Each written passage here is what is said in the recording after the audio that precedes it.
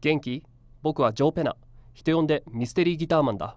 いつもはエフェクト、ストップモーション、短編フィクション動画を作ってるんだ。ここでは良いサウンドが動画にとってなぜ重要か、そして動画をアマチュアレベルからプロレベルへ作り上げる方法を教えるよ。まずは会話をうまく録音するときに役立つ基本的な方法を紹介しよう。まずはこの動画を見てほしい。 Heather, wait, I forgot to tell you. Mais non, mais c'est juste incroyable. Okay, that's Are you bad kidding me? sound. All right, Okay. let's go again. Heather, wait, I forgot to tell you something really important. Come back. これは良くないよな。今度はこの動画を見てくれ。 Heather, wait, come back. I need to tell you something really important. 今度のサウンドはよく聞こえたよね。サウンドは動画の半分を占めるものだろ。だからサウンドに注意を払うことがとても大切なんだ。優れたサウンドとは何かについて話そう。優れたサウンドとは音が適切な音量で録音されたもので、何が話されているかをファンがちゃんと聞き取れるレベルだけど、音が歪むほどの音量ではないことを指すんだ。優れたサウンドは優れた撮影場所から始まる。撮影場所を選ぶとき、カメラクルーの要望や見栄えだけが優先されて、本当に優れた場所が見落とされることが多い。あるセットではカメラクルーが発電機を僕の左側に設置し、さらにその後ろには工事現場があったのさ。言うまでもないけれど、その日の撮影は無駄に終わったよ。そしてポストプロダクションで全て再録音されたけど、その結果出演者の素晴らしい演技が全部台無しになってしまったんだ。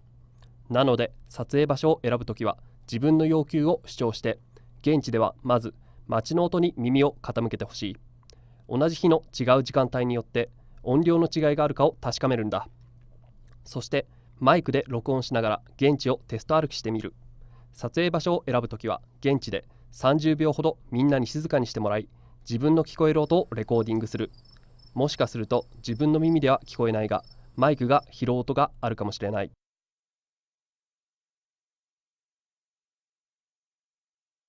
撮影中は常にこのレベルで細部に注意を払い続けてほしい。例えば全ての電子機器の電源を切ることはとても重要だ。 iPhone とか音の出るデバイスは全て切る。これは撮影クルーにも同じことが言える。消せ。 Facebook も Twitter も Tumblr も Instagram も YouTube もなしだ。みんな自分のことを嫌いになったところで最低限良いサウンドを得ることはできる。冗談は置いといて、電子機器はノイズを作るのでマイクのシグナルを邪魔してしまう。すべてを切れば、そうそう、エアコンも必ず切る。そして冷蔵庫は特に最悪で、編集の時にその音を除去する作業が大変なんだ。良いサウンドとは音も最も良い状態で捉えること、そして状況によってどのマイクを使うかを理解することでもある。ワイドショットなのか、状況設定ショットなのか、それともインタビュー、パーティーのシーン、すべてのシナリオにおいて注意を払う部分が異なり、そして異なった録音手段が必要となるんだ。でもそんなに難しく考えなくても、自分の撮影したいことが分かっていれば、マイクの選択なんて一番簡単なんだよ。例えば初めてのウェブシリーズを撮り始めた時、ワイドショットの際には長いブームポールのマイクが必要だとは知らなかったし、理解できなかったんだ。また防音用ブランケットを使えば撮影環境を防音できるんだ。ここで大切なのは、撮影のし直しをしなくて良いような綺麗な音を録音すること、そして編集の時にノイズを作ることなく音量を上げられる幅を作ることなんだ。素晴らしいクリエイターは成功するシリーズ動画では音と映像が対等なものだとちゃんと理解しているね。ここではマイクの選び方と自分のプロジェクトでどのマイクを使うかを説明しよう。マイクの種類は限りないけれど、ラッキーなことにロケに必要なのはほんの数種類なんだよね。ここでは一般的なマイクを見て、どのシナリオでそれを使うのかを見ていこう。ショットガンマイクは最も指向性が高く入手しやすいマイクなんだ。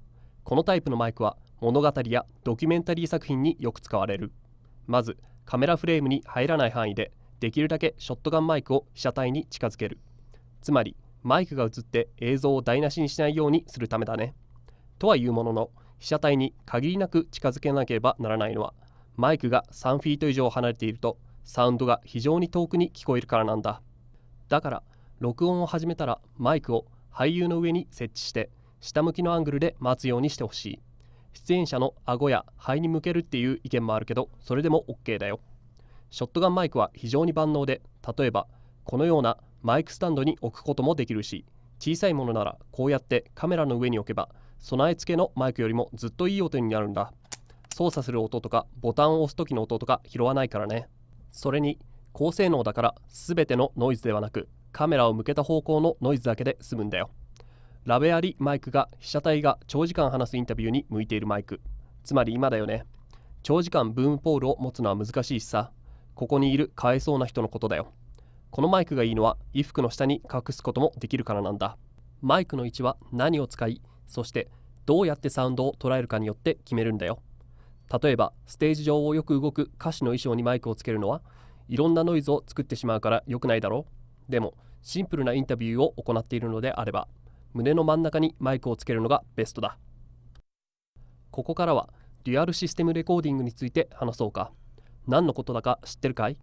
多くの駆け出しのクリエイターから聞かれる質問に、直接カメラで録音すべきか、それとも別に録音すべきかというのがある。デュアルシステムレコーディングはカメラに接続されていないデバイスで音を録音することを指す。ここで録音された音は編集の時にカチンコの音とともに同期させるんだ。デュアルシステムを使う利点は、音がさらにクリーンになりコントロールしやすくなるということ。それにカメラにケーブルをつなげずに済むから、特にデジタル一眼を使っている時や、もしくは複雑なカメラの動きがある時に便利なんだよ。デュアルシステムレコーディングにも欠点があって、他での作業が増える。そして追加の機材を買わないといけなくなる。さらにスタッフを冷やす必要があって予算オーバーになる場合もある。撮影しながら同時にマイクを持つことはできないからね。さて、みんなのお楽しみ、ロケでのサウンド録音について話そう。例えば僕が今まで話した内容を全部忘れてしまい、サウンド環境が良いロケ地を確保できなかったとしよう。ではどうするか。まずたくさんの防音用ブランケットを確保すること。それで防音をし、他の小さなノイズも除去するようにしよう。ただし防音用ブランケットの設置位置が難しい場合もある。撮影や照明の邪魔になったりすることがあるからね。次に2つの異なったマイクを使うこと。ブームマイクとラベリアマイク。それらを2つの違ったチャンネルに送る。そうすることで選択肢ができる。もし片方のマイクがノイズを拾っていたら、編集の時にもう片方の静かなチャンネルにスイッチするという風にね。もし外で風が強いのであれば、ウィンドジャマーをマイクにかぶせること。ワイルドラインは会話をきれいに録音することができ、セットの上での会話を直接録音するのに向いている。ワイルドラインはスタジオで会話を録音するよりも優れている場合があり、出演者が着ぐるみなどを着ている場合など、ワイルドラインで撮る方が良い結果が得られることもある。バナナが好き。そうなんだ。ただしワイルドラインでは映像と音が同期されないという欠点があることを覚えておくこと。室内音の録音は録音した会話を編集するときに非常に重要で、出演者の背景音が必ず一致するようにしなければならないんだ。さっき例に挙げた2つのマイクを使った場合、俳優 A は発電機の前にいて、俳優 B は工事現場の前にいたとしよう。その結果、2つの異なる音が2つの方向から出てくる状態になった。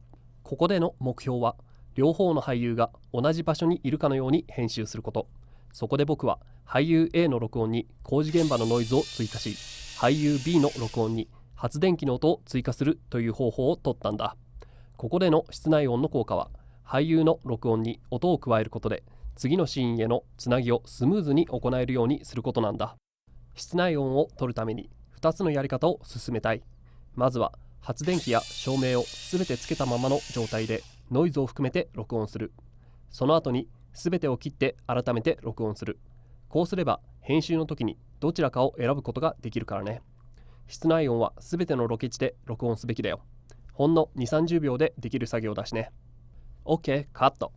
OK、素晴らしい。なかなか良かった。ヘイ、室内音を取るから静かにしてくれ。室内音を取るよ。正しいサウンド録音はいいサウンドに注意を払うことから始まるんだ。見過ごしやすい要素だけど、最終作品に非常に大きなインパクトを与えるんだよ。サウンドレコーディングのレッスンに付き合ってくれてどうもありがとう。僕はジョーペナ。人呼んでミステリーギターマン。僕の動画をもっと見たければこの右のボタンをクリックしてくれ。もしくはもっとクリエイターアカデミーの動画を見たい場合はここをクリックしてみて。ミステリーギターマンのビデオはここをクリック。クリエイターアカデミーのビデオはここをクリック。